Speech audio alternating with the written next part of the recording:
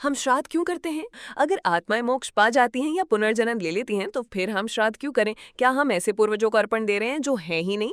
क्या सच में वे अस्तित्व में हैं? जवाब है आइंस्टाइन की सापेक्षता सिद्धांत में, जिसका उल्लेख गीता में हजारों साल पहले हुआ था। पुराणों के अनुसार 14 लोक होते हैं। श्रीमद् भागवतम में बताया गया है कि भौतिक पृथ्वी के ऊपर और स्वर्गलोक के नीचे एक सूक्ष्म लोक है जिसे भुवर्लोक या पितृलोक कहा जाता है।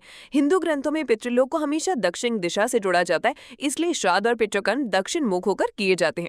पितृलोक एक मध्य लोक है जहाँ आत्मा मृत्यु के बाद पहले पहुंचती है और फिर अपने कर्मों के अनुसार पुनर्जन्म उच्च लोक या निम्न लोक में जाती है।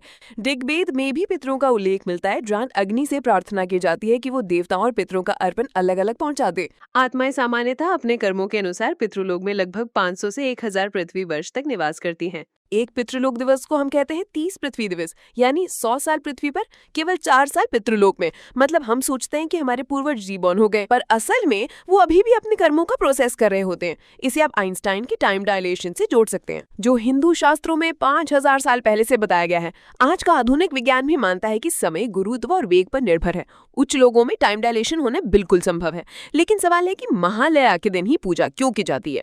महालया अमावस्या के दिन माना जाता है कि सूर्य, पृथ्वी, चंद्रमा और पितृलोक इस संयोग से लोगों के बीच का आवरण सबसे पतला हो जाता है।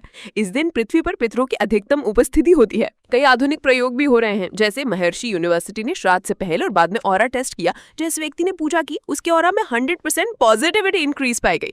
यानी ये रिवाज वास्तव में क्वांटम लेवल पर काम करता है। जापान की यूनिवर्सिटीज ओपन फेस्टिवल पर कॉन्शियसनेस स्टडी करती हैं। हार्वर्ड मैक्सिकन रिचुअल्स पर रिसर्च करता है। और हम क्या अपनी साइंटिफिकली प्रिसाइज श्राद्ध को बैकवर्ड कहते हैं। ट्रेजेडी ये है कि जिन रिवाजों में एडवांस फिजिक्स छुपी है उन्हीं से हम शर्माते हैं। हमारे पूर्वजों ने कॉस्मिक साइंस को रिचुअल्स में इनकोड किए थे और हम वेस्टर्न वैलिडेशन के पीछे भाग ले। सोचो, हम खुद को डेवलपिंग कहते हैं, पर शायद हमारे एंसेस्टर्स ही सबसे एडवांस्ड सिविलाइजेशन थे। हम आगे नहीं बढ़ रहे, बस खोया हुआ याद कर रहे हैं।